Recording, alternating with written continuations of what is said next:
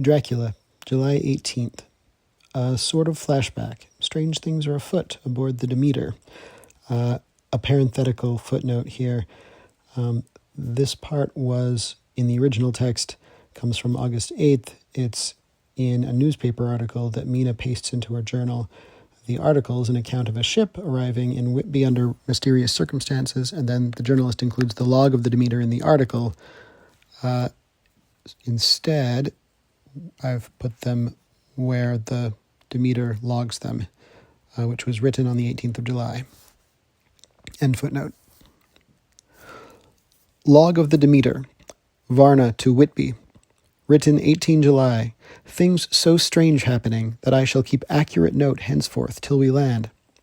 On 6 July, we finished taking in cargo, silver sand and boxes of earth. At noon, set sail. East wind, fresh. Crew, 5 hands. 2 mates, cook, and myself, captain. On 11 July, at dawn, entered Bosphorus, boarded by Turkish customs officers. Bakshish, all correct. Underway at 4 p.m. On 12 July, through Dardanelles, more customs officers and flagboat of guarding squadron. Bakshish again. Work of officers thorough but quick. Want us off soon. At dark, passed into archipelago. On 13 July, passed Cape Matapan.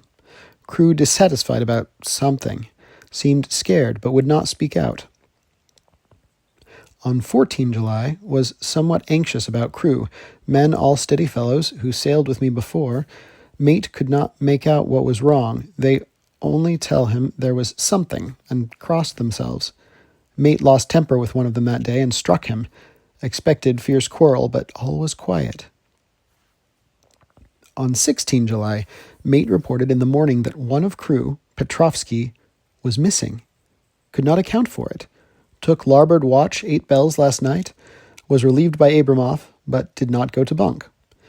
Men more downcast than ever. All said they expected something of the kind, but would not say more than there was something aboard.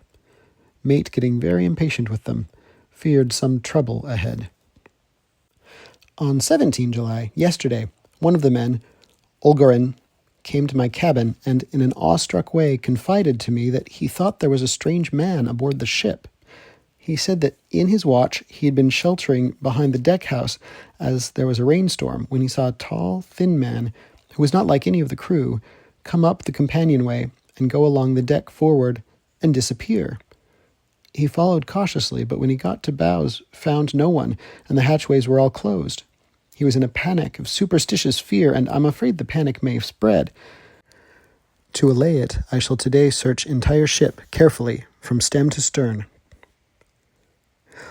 Later in the day, I got together the whole crew and told them, as they evidently thought there was someone in the ship, we would search from stem to stern.